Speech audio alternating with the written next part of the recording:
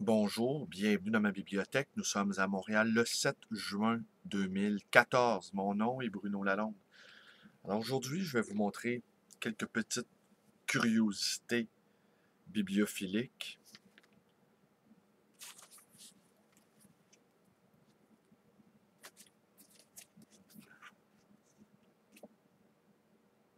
Oh, ça a passé vite, hein? C'est la dernière livraison de la compagnie à numéro. Nous allons l'envoyer chez l'imprimeur lundi et le lancement est prévu à ma librairie le 21 juin 2014 à compter de 19 heures. Vous n'avez pas vu grand-chose, hein? Je suis vraiment terrible. Hier, j'ai reçu ceci de mon ami Jacques Boivin. Je montre ça à l'écran. Attendez une seconde, je vais m'assurer que la vidéo est en train de s'enregistrer.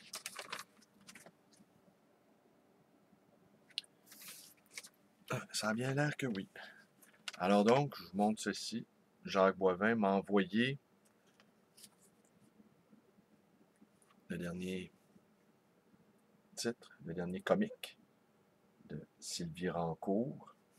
Et je vous montre l'intérieur. Mais avant, à l'intérieur aussi, on y trouve ceci. Alors, Jacques, qui écoute ma petite vidéo, dis-moi, Jacques, est-ce bien Hélène, genre, Hélène, les initiales Hélène, j'ai pensé que ça pouvait être Loïc Néou. Tu peux-tu me confirmer ça demain ou ce soir par courriel? Alors, je vous remonte ça, vous voyez, n'est-ce pas? Deux beaux garçons. Et Sylvie Rancourt m'a fait un petit dessin. On va s'approcher un peu mieux.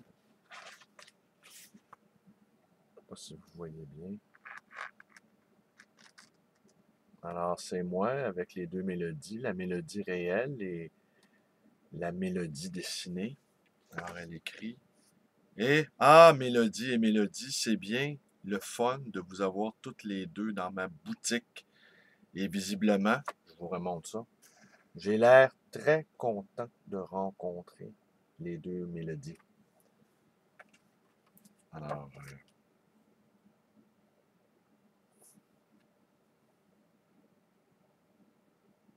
ce qu'on y trouve en quatrième de couverture, qui a été dessiné par Jacques Boivin, le recueil des 7 premiers mélodies parues chez l'éditeur Ego Comics a été mis en nomination au Festival d'Angoulême 2014 pour le prix du patrimoine en compagnie de Fritz the Cat, The Crumb et 8 autres classiques de la bande dessinée.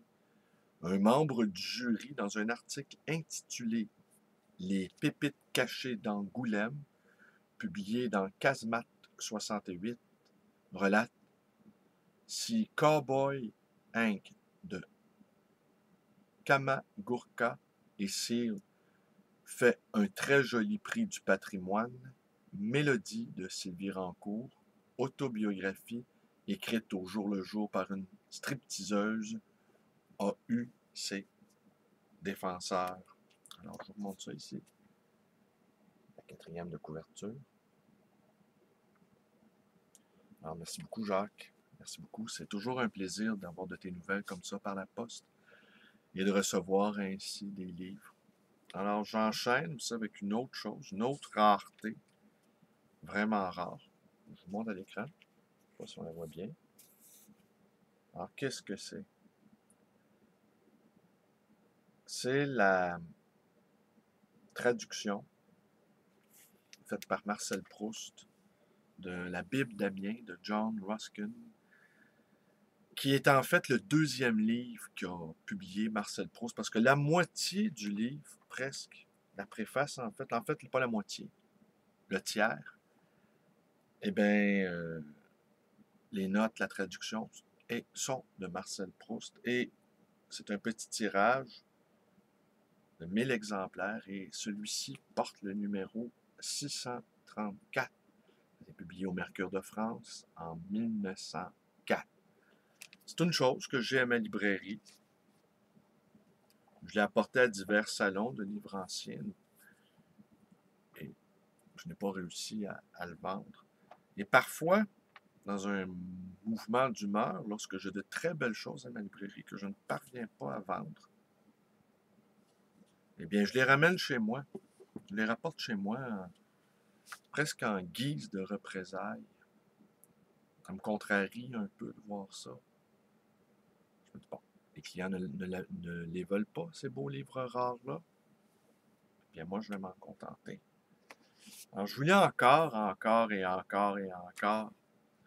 passage de Roland Ross, Sortir de l'hypnose numérique, où il est question, non pas de la Bible d'Amiens, mais de Sésame et les lys, toujours de Ruskin. Et Marcel Proust en a fait la traduction, et il en a fait également la présentation. Le texte, qui fait au moins 70 pages, a été repris dans diverses collections sous le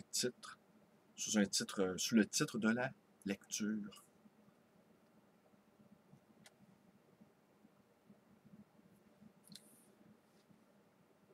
Une image. L'enfant qui lit, plongé dans son livre, dont la lecture concentrée n'est interrompue que par le déjeuner, la promenade dehors, jusque dans le parc ou, juste à la limite des champs, sous un arbre, il continue à lire. Puis, par le dîner, et enfin par la fatigue qui mène au sommeil.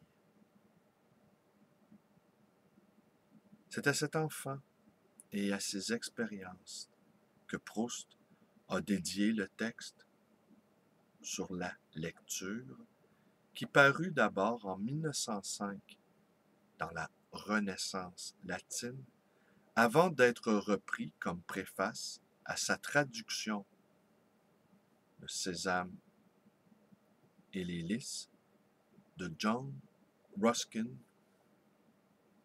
en 1906. La façon d'écrire de la recherche est ici déjà perceptible partout. Proust s'engouffre dans sa liberté. C'est un texte très personnel et audacieux, si l'on songe qu'il introduit une traduction. Une utopie énergique, agissante, qui n'est qu'en apparence tournée vers le passé.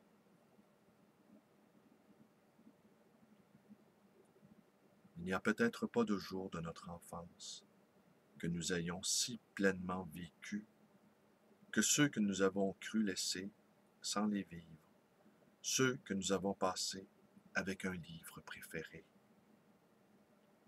Tout ce qui, semblait-il, les remplissait pour les autres et que nous écartions comme un obstacle vulgaire à un plaisir divin, le jeu pour lequel un ami venait nous chercher au passage le plus intéressant, l'abeille ou le rayon de soleil gênant qui nous forçait à lever les yeux de la page ou à changer de place, les provisions de goûter qu'on nous avait fait emporter et que nous laissions à côté de nous sur le banc, sans y toucher, tandis que, au-dessus de notre tête, le soleil diminuait de force dans le ciel bleu.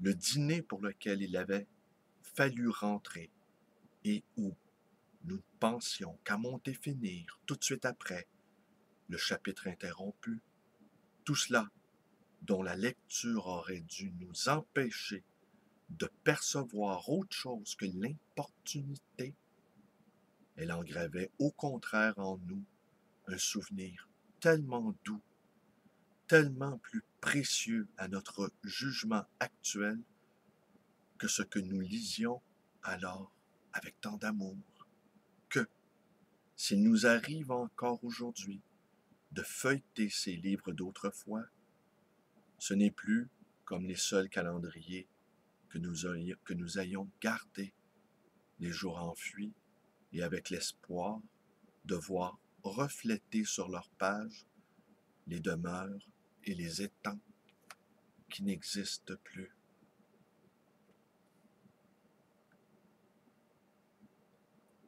La possibilité restée vivante ici, dans les mots de Proust, de maintenir accessible une expérience intime de la lecture vécue pour elle-même n'est pas une tâche parmi d'autres. Elle est politique, dans son cœur même, si l'on prend au sérieux l'idée d'une écologie allant au-delà de la réduction habituelle de cette notion à la nature. Tout comme il incombe à chaque espèce d'assurer sa survie, et peut-être pas seulement parce que nous pourrions encore avoir besoin d'elle, il faut aussi que certaines expériences fondamentales et essentielles restent possibles. L'expérience intérieure de la lecture solitaire, comme Proust l'a décrit dans son texte, en est une, irremplaçable.